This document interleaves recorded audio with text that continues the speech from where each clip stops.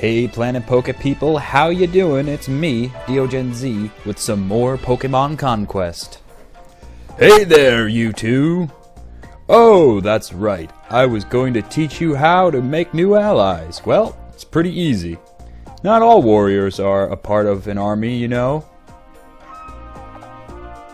There are plenty of free warriors around as well, ones that are unattached. For example, I know. Go and have a look in that cave. There's probably one or two in there. Start by seeing if you can recruit them. Me? Nah, I'm a bit of a free spirit, so I'm not keen on staying in one place for too long. And anyway, I've got some things I need to buy in the shop. See you later, Diogen Z. He's gone. Where did he tell us to go again? The cave, was it? Oichi, he just said it like 2 seconds ago. Try to have better memory, please. If you can't remember what someone just said to you, not even 5 seconds ago, how are you going to remember how to work that Jigglypuff in army battles? Serious warlord matches. Lord Diogen Z, it looks like there are some. So you want me to join you, eh? Well, you're gonna have to show me what you can do first. Ah, so we have to defeat them in 4 turns. Good, I'm glad I know that. I tell you guys, every episode I go, it is like liberation for me knowing what to do. Yep, playing this in Japanese is no easy task. I mean, it's doable, sure. But without understanding the stipulations for obtaining warriors like this, you're at a severe disadvantage. Anytime I got someone to join my team, it was on pure luck. But this works for every single roaming warrior that's out there that isn't attached to an army. You just have to defeat them in 4 turns. And I'm not sure if that's the same thing when it comes to recruiting your armies from other armies, meaning that when you defeat a warlord, the remnants of whatever they were fighting with might join your team. I cannot even hope to live up to your excellence. I surrender. Victory is ours. So we'll just have to see when we take on Motonari. He's the one with the grass type Pokemon, so he'll be easy to defeat once we make some more allies like this guy with fire types. And at the end you have the option if you want to recruit them, because sometimes you'll end up getting warriors that have weaker Pokemon or ones that you've got plenty of. So you can opt to not have them. I don't really know what the benefit of that is, though. I'm not sure if there's a limit. I suppose really the only limit is how many kingdoms you have, so snag as many kingdoms as possible. And really that would be your only restraint. The only reason you'd want to turn down someone is because you just don't have space for them at the time. And compared to the warriors that you already have on your roster, they just don't compare. So otherwise, I would accept them. I know the game doesn't show it off yet, but warriors do have the option to switch which Pokemon they are raising. It's not like the switching you do in the main RPG series where, again, you have the team of 6 that you can shuffle in between, but you can choose to have Eevee or another one if you link up with a wild Pokemon. So that's pretty awesome. Gives you an option to not be so restrained with just what the one warrior has, especially since many of the warriors have repeat Pokemon. It's good to diversify which they connect up with and who their best link is. Masanori is kinda dense, wouldn't you say? Another thing I love about this game that is very different from any other Pokemon game that I've seen is the artistic styling. In battle, it's pretty cool. I love the fact that you get to control, essentially, the Pokemon. Sure, you're moving them like pieces on a chessboard, but still, you get to see their little sprites outside of the Pokeball, moving around, walking and attacking wherever they can with their one superior move. And I also love the anime-esque art style of the main characters, the warriors themselves. I've never played a Nobunaga's Ambition game, but what I see a lot of you saying in the comments is that it seems like Fire Emblem combined with Pokemon, and I would heavily agree with that. But this certainly seems like a more adult version of a Pokemon game to play.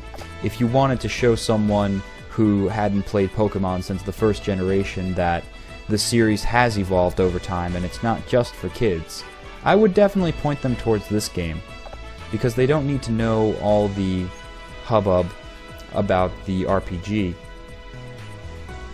But what they'll notice right away is that the cute, cuddly Pokemon of the anime that they knew in the past, and maybe that's all they knew, that has gone away to these cool anime-style drawings.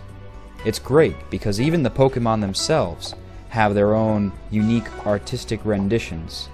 And if you go to Cerebi.net, you'll get a really good look at a list of all the Pokemon you can obtain in this game, and you'll see that they're more intense than ever.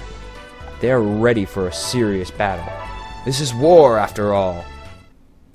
No more are the docile days of finding a starter Pokemon easily at your closest professor. No, you've got to fight for everything you get in this game, and that's excellent. Really shows how Pokemon can mature over time.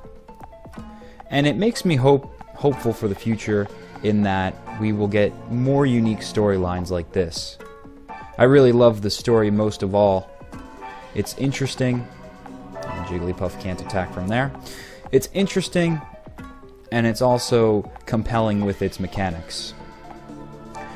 Now, fighting fire, yeah, it may be a saying everyone mentions, but it's not going to be super effective, so I have a feeling we're only going to be targeting one of these Pokemon, so let's go for Darumaka here. Because when it evolves into Hidorama, oh my goodness. I don't know what move it was unleashing in my Nobunaga's Ambition game, but it has a powerful Fire Blast or Flame Burst. It really looks like a Flame Burst to me. But even before it evolves into Hidorama, oof! Run Up can do some massive damage. And with Darumaka on our team, we're for sure going to take out Motonari with ease. Since it has less hit points, though, I do wonder if in 4 turns we can manage to get both. That's why the turn order is very important to keep track of. If you get kind of lazy in looking at the turns and thinking, oh, I'm just going to run all over the map and evade, it's not the key to winning. And be sure to check your warrior skills once you get someone new added to your team. You don't know what they do until you take a gander, and sometimes, in the middle of battle, it can be just what you need to clinch victory. Ah, Eevee's getting flamed. Put your flame shields on, people! Whoa, whoa, whoa, whoa, I wanted... okay, we don't have any items to give Eevee. So we better not get burned. Oh, phew, okay. As long as you want to increase attack and not defense again, that would be disastrous. If this thing gets any bulkier, we'll miss our 4-turn opportunity to recruit this Tepig. And Tepig, although small and scrawny now, with a little ember flame, can evolve into a powerful Emboar. Even his warrior is a little bit timid, but trust me guys, you'll want to get Pokemon on your side that have great potential in evolution. As is with many of the Pokemon games, evolution is still one of the most satisfying elements of Pokemon Conquest. It really solidifies your hard work and shows that you're making progress, other than just getting stronger. Sometimes it's... wow. Way to go, critical hits. Yes, overwhelming with crits, but sometimes it's hard to tell with just going to kingdom and fighting your way to the top. You never really see if you're actually getting stronger. Yes, the game is very fair and well programmed in that so long as you keep up your disciplined training for all your warriors, you'll do just fine. So you keep training the same team, you keep training the main conquerors. Of course, you'll have to have some waiting in the wing for those takeover days, but we'll talk about that later. Then you'll do okay. It's just like leveling up in any old game. You'll do fine. It's refreshing to note that rarely will you ever need to level grind. The only point that you may need to do that is if you're trying to train a specific warrior in order to get their Pokemon to evolve, and by that you have to increase the link of the bond of your warrior and Pokemon, which is done through battles. And that's really the only time. So grinding is a complete option here, which is perfect.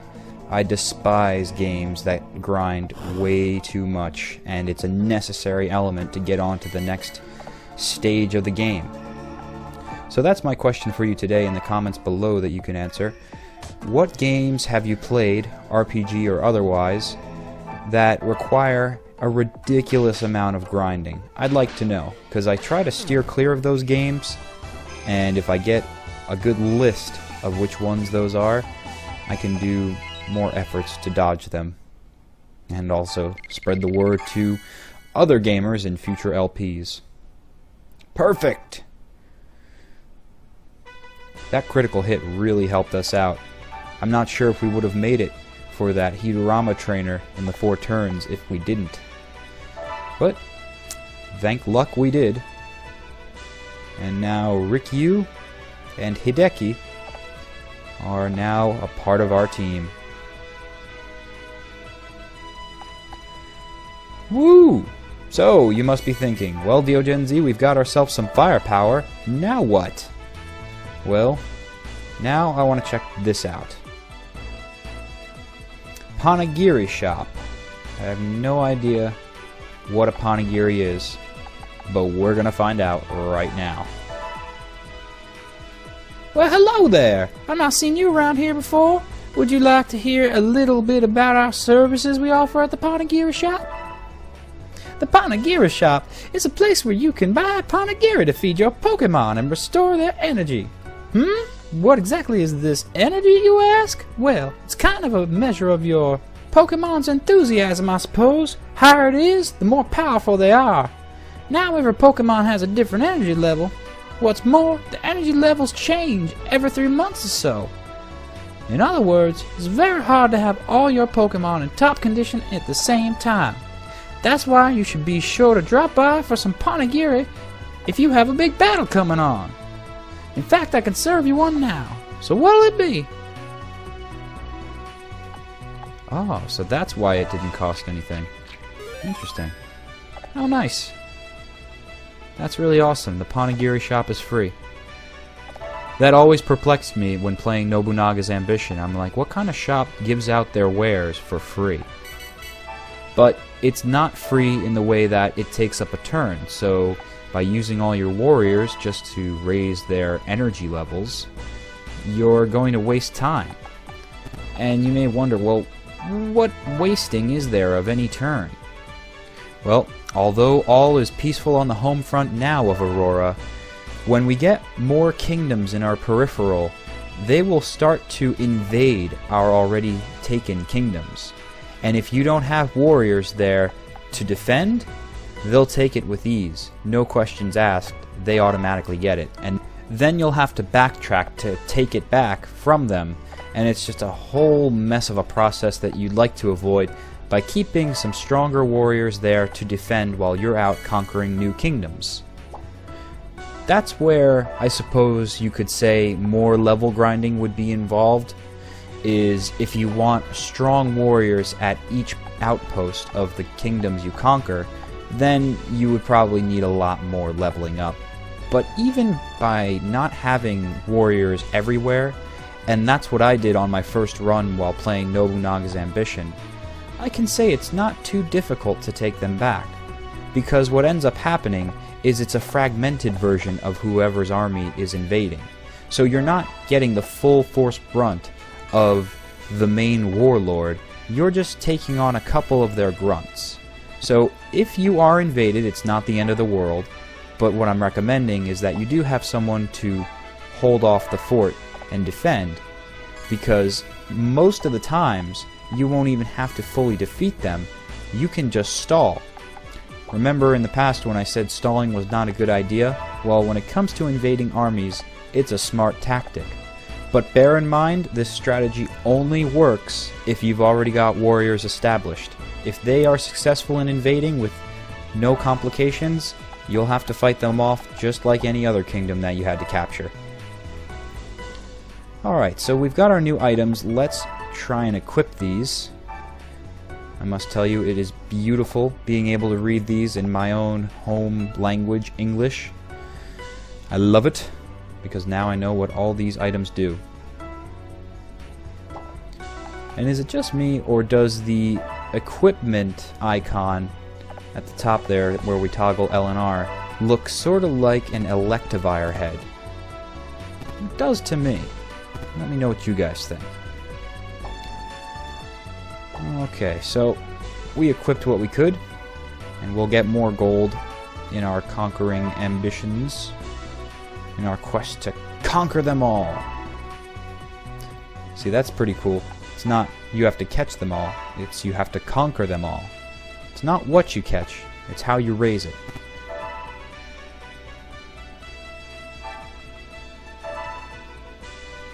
Now why is... oh, okay. There's nobody in the castle.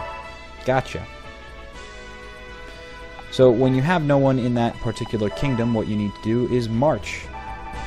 You can choose up to 6 to go, if your kingdom has room for it, of course. Or you can segment your army so that they can do different tasks. And this is, once you develop a larger army, an effective way of earning cash on the side, of buying vital items. Warriors on your team that aren't necessarily great fighters, you may want them to stay behind and travel around the kingdoms you've already conquered just to buy items for your entire army. They can do that, and they can also find little areas that earn you extra cash in way of mining or other things. So just because someone is not great at fighting does not mean that they're down and out for your army and that you shouldn't think about recruiting them. Oh, there we go.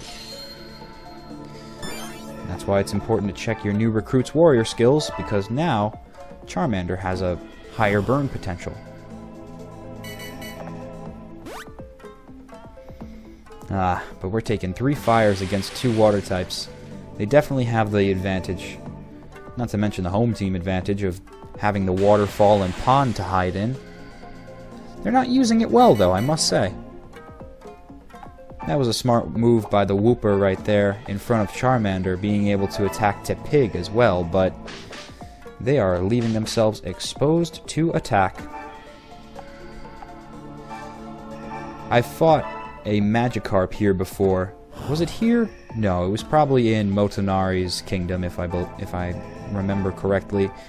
And it was so obnoxious. It was exactly this type of layout. And unfortunately, Darumaka can't do anything with his run-up move. It was exactly this layout, but what it would do was it would splash its way over to the top of the waterfall and hide and camp out in that little corner over there. It would just go back and forth and come a little bit closer, but not close enough for me to attack. That was so frustrating. But strength in numbers is important. And I didn't want to rush to Motonari's kingdom right away. I want to, in between each of the kingdom takeovers, at least spend an episode upgrading my team. So I'm sure that they have a strong link. Not to mention that I really want to see them evolve. I'm going out of my way here to try and train warriors that I hadn't done before in Nobunaga's Ambition. You know, to keep it lively for myself, but also to see how different it is to evolve certain Pokemon in ways that I've never done before. For example, Eevee. In Nobunaga's Ambition, I had no clue how to evolve it, so it stayed in Eevee until the very end. It was a shame, but that's how it goes. So now that our training is done and our tactics are updated, we will be taking on Motonari's Greenleaf Kingdom in the next episode.